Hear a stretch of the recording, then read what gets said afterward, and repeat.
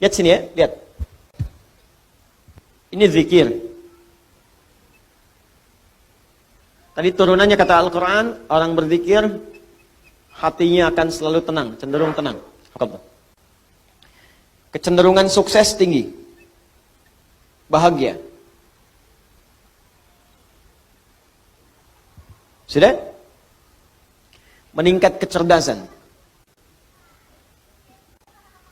Cenderung pintar. Bertambah pengetahuan. Bentuknya dua. Bisa mengerjakan perintah, bisa meninggalkan larangan. Ini tinggalkan, ini kerjakan. Do it, leave it. If'al, la taf'al. Kerjakan, tinggalkan. Ini saya turunkan, tadi ada salat, kan? Ada interaksi dengan Al-Quran, ada puasa, dan seterusnya. Orang yang salat, maka dirinya cenderung tenang. Orang yang salat, cenderung sukses dalam hidupnya, bahagia. Makanya panggilan salat, panggilan kebahagiaan. Hayya 'alas shalah. Kenapa salat ya Allah? Hayya 'alal falah. Bahagia yuk. Sukses. Kan? Cenderung kemudian pintar. Makanya banyak orang di masa lalu itu, ya ketika dia akan mengerjakan soal-soal salat, Pak, Bu. Imam Al-Bukhari itu menuliskan Sahih Al-Bukhari selama 16 tahun. 97 pembahasan. Setiap pembahasan itu berapa banyak hadis? Kitabul Iman 57 hadis. Ada Kitabul Ilmi sampai Kitabul Tijarah, Kitabul Mali, terus sampai Kitabul Jihad. Banyak sekali. Ya, itu setiap menuliskan satu hadis salat 2 rakaat. Dituliskan pertama di Masjid Al-Haram, disempurnakan di Masjid Nabawi, 16 tahun. Semua ulama-ulama kita itu mustahil mereka bisa menulis kitab, merumuskan sesuatu, inovasi, penemuan baru, kecuali pasti rahasianya ini. Salat Al-Quran, salat Al-Quran. Ada orang mengkaji Al-Quran, tiba-tiba menemukan penemuan. Ya, Ibnu Firnas baca surah Al-Mulk ayat 19.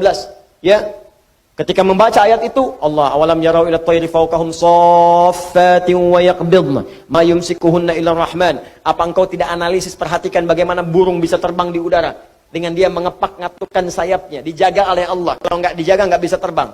Maka dilihat Allah berkehendak bisa terbang. Karena apa? Kepak-katuk sayap, dilihat, dianalisis, bikin modifikasi sayap burung, terbang, naik ke atas bukit, sampai bisa terbang 20 meter. Ngelihat ke bawah, jatuh, meninggal. Nah, betul, ketika meninggal dan meninggalkan karya yang kelak itu jadi prototipe pesawat terbang di kemudian hari. Ya, ada lagi Jabir bin Hayyan baca Al-Hadid, Quran surah 57 ayat 25 sampai 26. Wa anzalnal hadid, kami turunkan besi dari langit. Besi bisa turun dari langit. Dilihat apa itu besi. Dicari besi.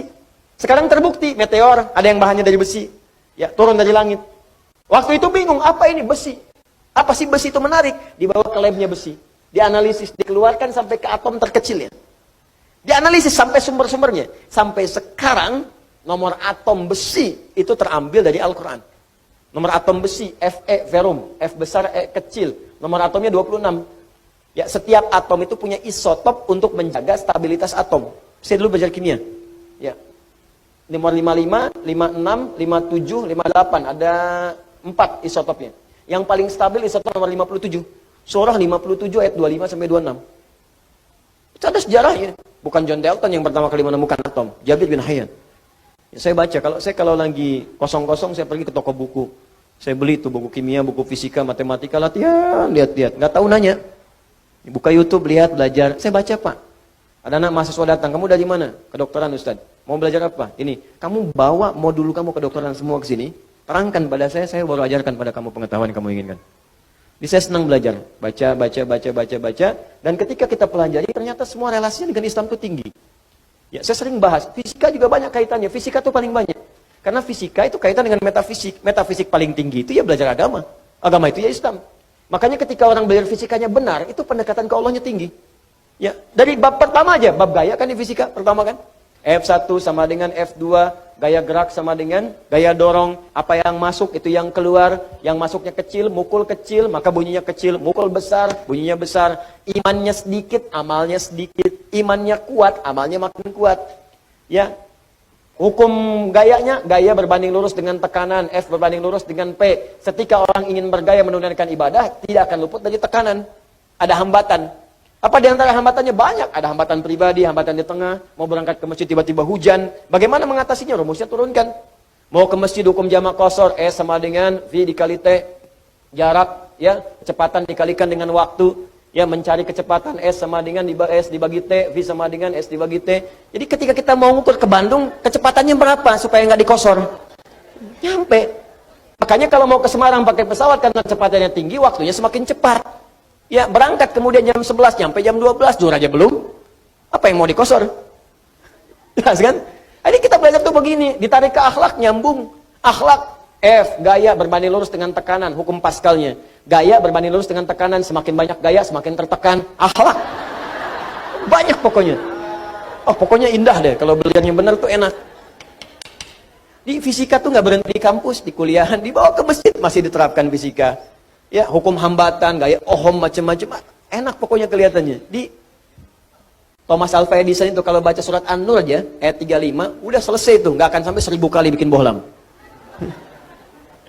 Oleh Al-Misbahu fi Zujajah. Ya, kalau mau terang itu mesti ada zujajah, ada kaca. Nggak bisa begitu aja, bisa meletus, bisa hancur terus-terusan. Itu kan dia yang ke 1000 itu bikin kaca pelapis jadi bohlam. Baca satu ayat selesai. Itu. Kenapa jadi ke sini? Ini perintah. Ada yang kedua, sifatnya berbentuk larangan. Apa namanya? Larangan. Ini tenang, ini sukses, ini bahagia. Jadi ada yang sifatnya larangan. Pertama kata Allah, tinggalkan zina. Di surat Cahaya. Fokus. Cara berpikirnya begini. Perhatikan cara berpikirnya. Ini kebanyakan orang cuma baca. Tapi formulasinya nggak dipahami. Sehingga parameter tingkat keberhasilan mengkaji ayatnya itu nggak muncul. Cuma jadi pengetahuan tersimpan di pikiran kita, amalnya nggak ada. Di bacaan Nur, zina masih terus saja dikerjakan. Zina mata, zina telinga, zina lisan. Ya, bacaan Nur, ada yang korupsi, ada yang mencuri, ya, ada yang menipu, ada yang nyogok. Padahal ayatnya jelas. Maka dari itu, lihat perbandingan terbaliknya. Orang mengerjakan perintah akan meraih ini. Orang meninggalkan larangan, maka ini akan cenderung terjaga. Hatinya tenang, kesuksesan mudah didapat, kebahagiaan mudah diraih. Ketika yang dilarang dikerjakan, maka akan berdampak kepada jaminan yang tadi disebutkan. Zina, ketika zina dikerjakan, maka cenderung membuat hati tidak tenang. Makanya orang yang berzina nggak pernah tenang. Makanya zina dalam bahasa Arab, secara bahasa, az-zina. Zina fil lughati asy-syu'uru bid-dhiq. Makna zina secara bahasa yang pertama adalah perasaan yang sempit dalam jiwa. Zina itu bisa ditulis dengan dua cara. Begini, zai, kemudian nun, alifnya ke atas. Ini bahasa orang Najdiyin, zina. Ada bahasa orang Hijaz, zai, kemudian nun, alifnya ke bawah begini, zina. Ya. Bisa ditulis dengan dua cara. Ini alif yang tadi saya sebutkan, alif. Bisa begini, tegak. Bisa begini, ke bawah. Az-zina fil lughati lahu ma'anin katsirah wa minha asy-syu'ur bid-dhiq. Zina secara bahasa memiliki banyak arti. Di antara makna yang paling populer, yang pertama adalah perasaan yang sempit di dalam hati. Makanya orang yang berusaha untuk berzina, awas hati-hati, melanggar ketentuan Allah, kata Allah tinggalkan dia kerjakan. Itu pertama akan menyebabkan hatinya terasa sempit. Sering gelisah. Makanya jangankan mengerjakan yang secara istilah, benar-benar dikerjakan hubungan seksual. Baru mau muqaddimah saja, mata mau melihat gambar-gambar yang kotor, itu karena hatinya sempit, gelisah, gak mau ketahuan orang. Ya, sembunyi-sembunyi, bawah meja, ya, masuk ke kamar sendirian, gak mau orang lihat. Kenapa? Karena sempit. Tuh, ketenangannya hilang. Orang tenang itu kan cenderung gelisah. Orang yang tidak tenang cenderung gelisah. Ya kalau orang tenang tuh biasa aja. Lagi baca handphone, mau lihat, gak apa-apa, silahkan. Ya, berkata-kata, dengar, gak ada masalah. Tapi ketika ada orang berbuat hal yang dilarang tadi, berkata-kata gak mau kedengaran orang. Makanya transaksinya tertutup. Pakai kode-kode. Ya, di mana roti bisa ditemukan? Roti. Hah? Kijang satu. Kijang. Hewan yang disalahkan. Dicek. Makanya kata-katanya cenderung diarahkan kepada yang lain. Kupu-kupu malam. Kupu-kupu. Tuh. Buaya darat. Buaya. Buaya aja nggak ada yang begitu. Ya, coba lihat kehidupan buaya. Iya, ada buaya yang berzina. Ya, buaya emang hidupnya begitu. Ya, yang bayangkan. Jadi saya mau katakan, orang yang melanggar ketentuan ini pasti hatinya gelisah.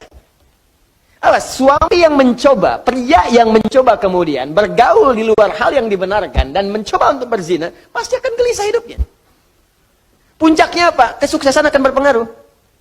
Betapa banyak karir hancur gara-gara kemudian perbuatan ini. Ya, betapa banyak kebahagiaan hilang, hancur rumah tangga, berpisah kemudian, anak-anak kemudian jadi terlantar. Makanya mikir dulu, kalau ada orang sudah berumah tangga, ada anak, berpikir untuk berbuat yang ini, mikir anak-anak Anda, kasihan. Anda tega kemudian dia diolok-olok di sekolahnya. Bapak kamu pezina ya? Ibu kamu selingkuh ya? Itu anak Anda mau berbicara seperti apa? Dia masih kecil. Butuh perhatian yang dalam. Makanya orang yang berbuat hal yang seperti ini, pasti pertama akan terganggu kemudian ketenangan jiwanya. Kesuksesannya akan berpengaruh. Kebahagiaannya akan sirna. Dan yang paling dahsyat adalah, biasanya, ini akan fatal. Berpengaruh kepada kecerdasan dan yang lainnya.